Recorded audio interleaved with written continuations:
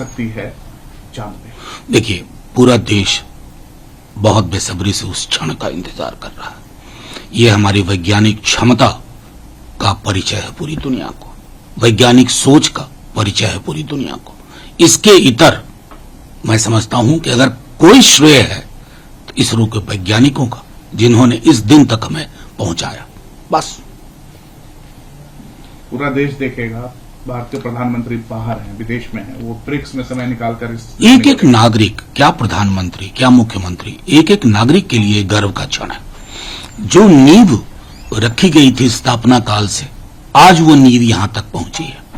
ये पूरे भारतवर्ष के लिए गर्व का क्षण है, हमारी वैज्ञानिक सोच के लिए गर्व का क्षण है, हमारे वैज्ञानिकों की जो कर्तव्य निष्ठा है उसके लिए, उसके प्रति गर्व का क्षण है। सर, ब्रिक्स में प्रधानमंत्री मोदी जी ने देश की बात की, यूपीआई, डिजिटल पेमेंट के साथ साथ उन्होंने ये भरोसा दिलाया दुनिया को कि आने वाले समय में भारत 5 ट्रिलियन इकोनॉमी बनने जा रहा है। देखिए, मतलब जितने अर्थशास्त्रियों से मेरी बात हुई, प्रधानमंत्री जी की ये जो 5 ट्रिलियन वाली बात है, ये एक तरह से मैथमेटिकल रियलिटी है। इसको नेचुरल प्रोग्रेशन कहते हैं किसी भी इकोनॉमी का। खैर, श्रेय लेने की उनकी आदत है, तो मैं उसमें बाधा भी नहीं बनूंगा। लेकिन मैं ये जरूर कहूंगा कि $5 ट्रिलियन इकोनॉमी जब ऐसे क्लाउड में दिखता है तो वो रोजगार में कैसे परिवर्तित होगा, आम इंसान की जिंदगी को कैसे प्रभावित करेगा, थाली की साइज की कमी को कैसे दूर करेगा। ये जो ह्यूज इनकम इनइक्वालिटी है, जो प्रधानमंत्री जी के दौर में सर्वाधिक ऊपर है, उसको कैसे अटैक करेगा। अगर ये सारी चीजें नहीं करता है तो इस इकोनॉमी की रफ्तार को लोकोन्मुख बनाने के लिए हम क्या कर सकते हैं, ये प्राथमिकता होनी चाहिए। सर, नेशनल एजुकेशन पॉलिसी को लेकर विवाद चल रहा है। कर्नाटक से आवाज उठी और केंद्रीय मंत्री इस पे बोल बैठे कि जो उनका बयान है या नेशनल एजुकेशन पॉलिसी पे जो उनकी धारणा है वो गलत है, क्योंकि 2023 नहीं 2020 में इसको बनाया गया। आखिरकार ये नहीं, मैं तो सीधे, मैंने बहुत गंभीरता पूर्वक इसका अध्ययन किया, मैं हल्के में नहीं कह रहा हूं। कायदे से कोई भी इस तरह की पॉलिसी को संसद में विचार होना चाहिए था। धर्मेंद्र प्रधान जी बता सकते हैं कि संसद में कितने घंटे इस पर बातचीत हुई, हमारे सुझाव हो सकते थे। आपकी कई सारी जो धारणाएं हैं इस एजुकेशन पॉलिसी में, वो धारणाएं मध्ययुगीन धारणाओं से मेल खाती हैं। इक्वालिटी और जस्टिस जैसी चीजों पर बहुत कमजोर पकड़ है इस डॉक्यूमेंट की। क्या समझा जाए, कोई राज्य का उसके पास यह अधिकार नहीं है कि अगर उसको इक्वालिटी को एक मेजर एजेंडा बनाना है, एजुकेशन का जस्टिस को एक मेजर एजेंडा बनाना है, जो कि हमारे प्रियम्बल से निकल करके आता है। ये पूरा का पूरा जो न्यू एजुकेशन पॉलिसी है ना, ये सेंगोल उन्मुख है, हम इसे प्रियम्बल उन्मुख करना चाहते हैं। सर, यूसीसी को लेकर भी चर्चा थी कि इस मॉनसून सेशन में आ सकता है, इंट्रोड्यूस होगा, लेकिन इसको लेकर रह रहकर बात निकलती है। अब बात आई है राष्ट्रपति की तरफ से, गोवा में उन्होंने ये बात कही है कि उनको गर्व महसूस होता है कि यूसीसी को अडॉप्ट किया गोवा के लोगों ने।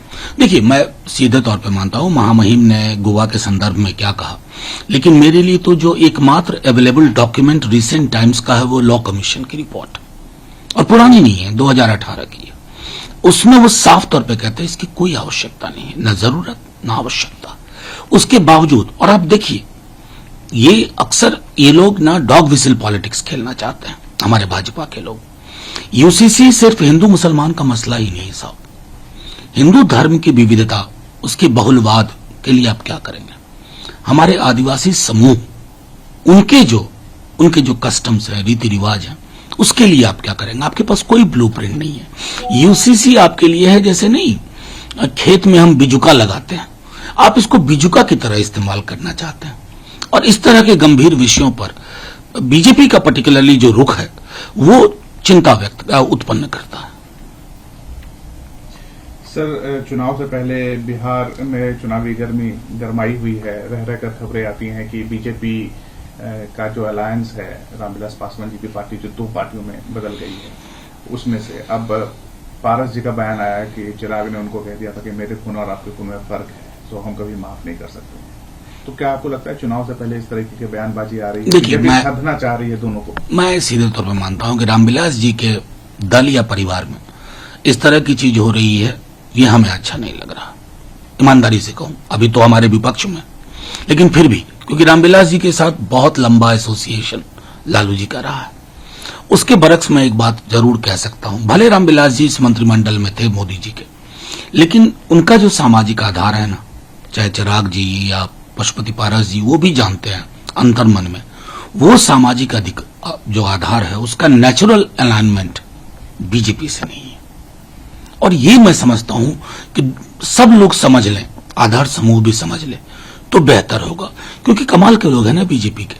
अब देखिए कि इंडिविजुअल से पिटीशन दिलवाते हैं जातिगत जनगणना रोकने के लिए, फिर सरकार खड़ी हो जाती है। सरकार के पुराने वाले रोहतगी साहब गए, तब तक तो लगा चलो भाई वकील की हैसियत से गए, तुषार मेहता जी घुस गए। तो क्या हम नहीं समझ पा रहे हैं ये खेल हो क्या रहा है? ये मूलतः सामाजिक न्याय विरोध की धारा है। अगर उसके साथ चिराग जी जा रहे हैं, पशुपति जा रहे हैं, एक बार ठहर करके सोचें, ये मैं आग्रह करता हूं। तो आप क्यों नहीं जोड़ लेते उनको इंडिया अलायंस में?